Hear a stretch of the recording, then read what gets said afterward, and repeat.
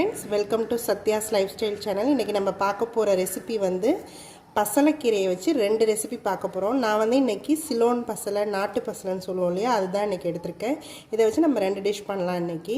பசலைக்கீரையில சாம்பாரும் பசலைக்கீரை பக்கோடாவும் தான் இன்னைக்கு நம்ம பார்க்க போறோம்.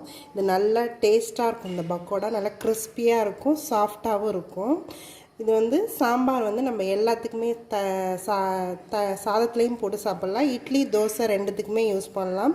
நல்லாயிருக்கும் இந்த சாம்பாரும் டேஸ்ட்டாக. இது எப்படி பண்ணலான்றதை பார்க்கலாம். இந்த பசலைக்கீரை பக்கோடாவுக்கு ஃபஸ்ட்டு இந்த கீரை எல்லாத்தையும் நம்ம தனித்தனியாக எடுத்துகிட்டு நல்ல குட்டி குட்டி பீசஸாக கட் பண்ணிக்கலாம். இந்த பசலைக்கீரை பக்கோடா பண்ணுறதுக்கு நான் வந்து பசலைக்கீரையை இந்த மாதிரி கட் பண்ணி வச்சுருக்கேன். பாதி வந்து நல்லா ஃபைனாக கட் பண்ணியிருப்பேன், பாதி வந்து சும்மா ஒன்றும் பாதியமாக கட் பண்ணி எடுத்துருப்பேன்.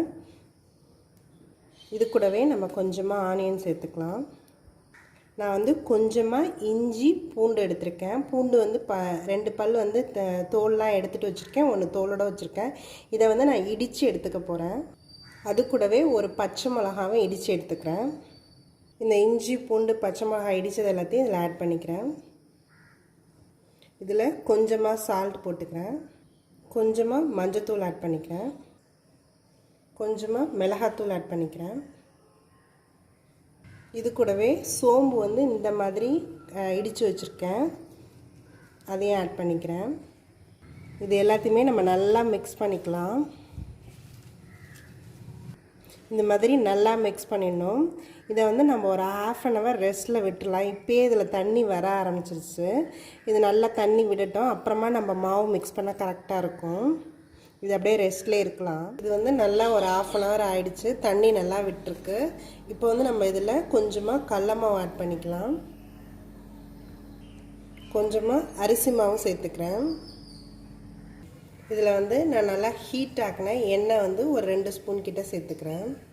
இப்போ இதை நல்லா நம்ம மிக்ஸ் பண்ணிக்கலாம். எண்ணெய் சூடாக இருக்குங்கிறதுனால நான் வந்து ஸ்பூன் போட்டு கிளறேன்.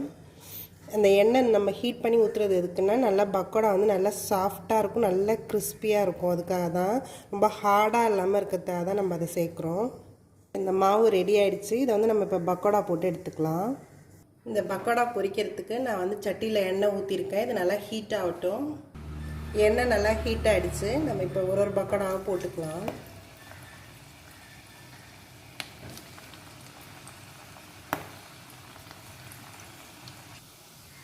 இது நல்லா ஒரு சைடு இதாகிடுச்சு. நம்ம அடுத்த சைடு இப்போ திருப்பி போட்டுடலாம்.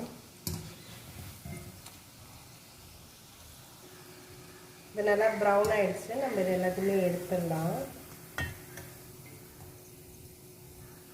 இந்த பசலைக்கீரை சாம்பார் பண்ணுறதுக்கு நான் வந்து கொஞ்சமாக கடாயில் எண்ணெய் எடுத்துக்கிறேன். நம்ம ஃபஸ்ட்டு ஒரு தாளிப்பு ரெடி பண்ணிக்கலாம். நான் வந்து கடுகு, உளுத்தம்பருப்பு போட்டுக்கிறேன், கொஞ்சமாக ஜீரகம் போட்டுக்கிறேன், 2 வரமிளகா போட்டுக்கிறேன், கொஞ்சமாக பெருங்காயம் போட்டுக்கிறேன். கடுகு நல்லா பொரிஞ்சிருச்சு. நான் வந்து இப்போ ஆனியன் ஆட் பண்ணிக்கிறேன்.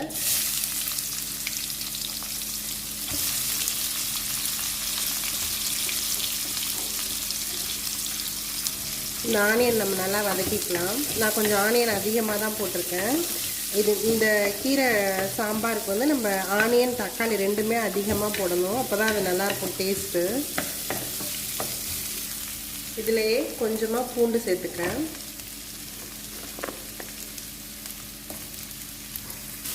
இதையும் நல்லா நம்ம வதக்கிக்கலாம். இது நல்லா இந்த வெங்காயம் பூண்டு எல்லாம் வதங்கிக்கிட்டு இருக்கு. இந்த லைட் ப்ரௌன் ஆயிடுச்சு. இப்போ வந்து நம்ம தக்காளி இதில் ஆட் பண்ணிக்கலாம். இந்த தக்காளி எல்லாமே நல்லா வதங்கணும், அது வரைக்கும் நம்ம நல்லா வதக்கி எடுத்துக்கலாம். இந்த தக்காளி நல்லா கரைஞ்சிருச்சு, வெந்து. இப்போ வந்து நம்ம ஸ்பைசஸ் எல்லாம் ஆட் பண்ணிக்கலாம். நான் மஞ்சத்தூள் கொஞ்சமாக போட்டுக்கிறேன், தனியாத்தூள் 1 ஸ்பூன் போட்டுக்கிறேன், மிளகாத்தூள் 1 ஸ்பூன் போட்டுக்கிறேன். இப்போ வந்து நம்ம இந்த ஸ்பைசஸை லைட்டாக வதக்கிக்கலாம்.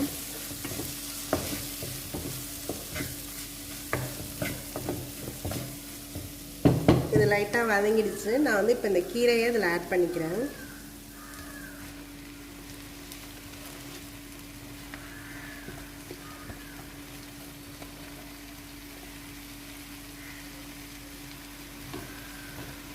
இந்த கீரையும் நம்ம லைட்டாக வதக்கி எடுத்துக்கலாம். இது நல்லா நம்ம லைட்டாக எண்ணெயில் வதக்கிட்டு அப்புறமா இதை நம்ம ப்ரெஷர் குக் பண்ணி எடுத்துக்கலாம். இது நல்லா இந்த எண்ணெயில் வதங்கிடுச்சு.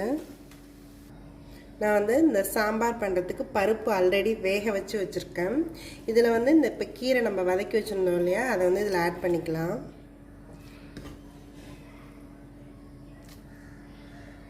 இது நல்லா நம்ம மிக்ஸ் பண்ணிக்கலாம் இந்த பருப்போட. இதை வந்து நான் லைட்டாக ஒரே ஒரு ப்ரெஷர் குக் பண்ணி எடுத்துக்க போகிறேன். சாம்பாரை வந்து ஒரு ப்ரெஷர் குக் பண்ணி எடுத்துட்டேன். இதுக்கு இப்போ ஒரு தாளிப்பு திரும்ப கொடுத்துக்கலாம். எண்ணெய் நல்லா ஹீட் ஆகிடுச்சு. கடுகு உளுத்தம் பருப்பு போட்டுக்கிறேன். கொஞ்சமாக வெங்காயமும் கருவேப்பிலையும் சேர்த்துக்கிறேன். பூண்டு இந்த மாதிரி இடித்து வச்சுருக்கேன், அதையும் ஆட் பண்ணிக்கிறேன். இதனால் நம்ம வதக்கிக்கலாம்.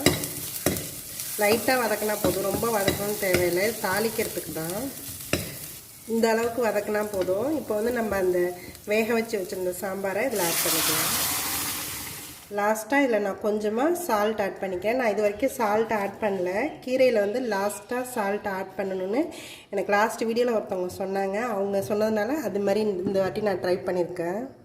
இப்போ இது நல்லா மிக்ஸ் பண்ணிக்கலாம். இது நல்லா ஒரு கொதி வரணும், லைட்டாக கொதிச்சா போதும். இது நல்லா கொதிக்க ஆரம்பிச்சிருச்சு. இப்போ நம்ம இதை நிறுத்திடலாம். இந்த சாம்பார் ரெடி ஆகிடுச்சு. இந்த பசலைக்கீரை சாம்பாரும் பசலைக்கீரையில் பண்ண பக்கோடாவும் ரெடி ஆகிடுச்சு. இது நல்லா கிறிஸ்பியாக இருக்கும். நல்லா இந்த ஈவினிங் ஸ்நாக்ஸாக இது பண்ணி நம்ம சாப்பிட்லாம்.